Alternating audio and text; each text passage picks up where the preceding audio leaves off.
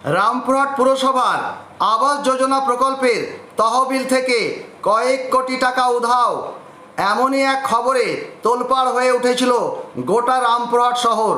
ঘটনার সত্যতা জানতে কয়েকদিন আগেই এলাকার নতুন এবং পুরনো কাউন্সিলরদের নিয়ে একটি বৈঠক করেন রামপুরহাট এলাকার বিধায়ক তথা পশ্চিমবঙ্গ সরকারের deputy speaker doctor Ashis Bandyopadhyay.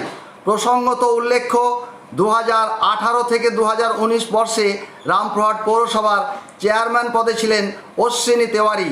তার বিরুদ্ধেই আর্থিক তছরূপের অভিযোগ ওঠে। তারপরেই আশিস বন্দ্যোপাধ্যায় একটি কমিটি গঠন করে সেই সময় হাউজিং ফর অল প্রকল্পে টাকা কোথায় গেছে তার তদন্তে। এরপরেই কমিটির 5 সদস্য রামপুরহাট পুরসভায় গিয়ে পুরো ঘটনার তদন্ত করেন। সেখানে গিয়ে পৌরসভার হিসাবরক্ষক, পৌরসভার ফিনান্স অফিসার সকলের সঙ্গে বৈঠক করেন। সেই রিপোর্টে দেখা গেছে বাড়ি বানানোর ক্ষেত্রে কোনো দুর্নীতি হয়নি।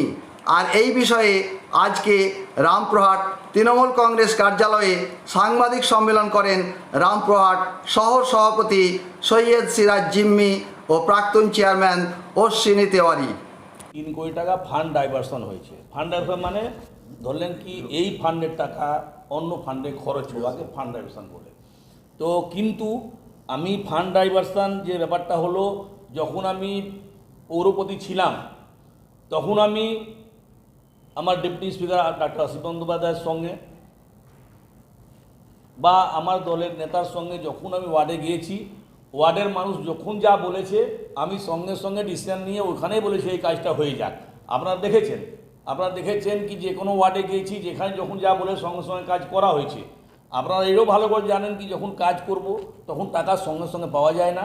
আমার কাছে ধরলেন আমি যে এই যে হাউজিং ফর অল 16 সালে আমি এটা ডিপিআর বানাই। 5400 ঘর ছিল গরিব মানুষের। 5400 ঘরের মধ্যে যে প্রত্যেক বছর আমি 1200 করে 1300 করে ঘর করে এসেছি যতদিন চেয়ারম্যান ছিলাম। তো এই ঘর করার সময় ধরলেন সাফিসিয়েন্ট টাকা আমাকে ধরলেন আমার মুখ্যমন্ত্রী মমতা বন্দ্যোপাধ্যায়, আমার আশিস বন্দ্যোপাধ্যায়, আমার ডেপুটি স্পিকার, আমার এমপি শতাব্দী রায়, এনারা বলাতে আমি টাকা থাকতেও টাকা পেতাম। এবার দেখা গিয়েছে কি আপনারা জানেন ভালো করে কি করোনা কালে আমরা ধরলেন একটা ট্রমা কেয়ার অ্যাম্বুলেন্স কিনেছিলাম, তার দাম 43 লাখ টাকা ছিল। সেটা আমি 36 লাখ কত টাকায় কিনেছিলাম, কারণ ওই ভিতরে ইন্টারনাল বার, ওটা টিভিতে বলা যাবে না ওটা। কারণ কি যে কোম্পানি যে মালটা দেয় সব মাল কোম্পানি বানায় না, বাহির থেকে মাল কিনে ওতে অ্যাসেম্বল করা হয়। তো এখন যে ব্যাপারটা আছে আমার টোটাল 43 লাখ টাকা জিনিস তুমি 36 লাখ টাকায় কিনে রামপুরহাট পৌরসভার এই টাকাটা বাঁচত করেছে এবং ভালো গাড়ি, তারপর ছোট অ্যাম্বুলেন্স, আপনার ভাগাড় যেটা আজকে এখানে গোজা ফেলা হচ্ছে, যে গার্বেজ আমাদের ফেলা হয় রামপুরহাট পৌরসভা ভাগাড় ছিল না, এটা ছোট ভাগাড় ছিল যেটা জিম্মিদাই জোগাড় করেছিল আপনার ওই ঝঞ্ঝনিয়া সাকুর ওইখানে ঝঞ্ঝনিয়া যে আমাদের ব্রিজটা আছে ওখানে ছোট্ট এটা 1.5-2 বিঘা না 3 বিঘার ছিল। ওটা জিম্মিদার যখন চেয়ারম্যান ছিলেন তখনই করেছিলেন, কিন্তু আমরা 7.5 বিঘার জায়গায় কিনে করেছি। এইসব কেনার পরও যে আমাকে বলা হয়েছিল কি 3 কোটি টাকা ফান্ড ডাইভার্সন হয়েছে, সংবাদ মাধ্যমে আমিও হোয়াটসঅ্যাপে পেয়েছিলাম। তো আমি 4,96 লক্ষ টাকা আমি এক্সট্রা দিয়েছি।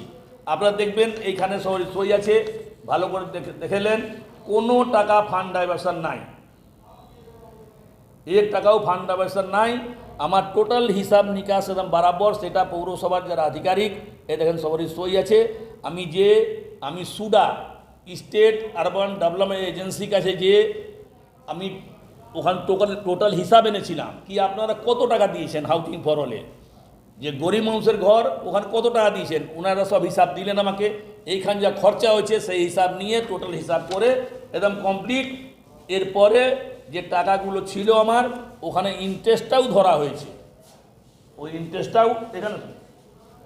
তো এই আমার যে পেপারে বেরিয়েছিল তাকে দেখেন এদের 4 জন আছেন, দায়িত্ব দেওয়া হয়েছিল, এখানে এটা কমপ্লিট হয়ে গেছে। এরপর জিম্মিদার বলে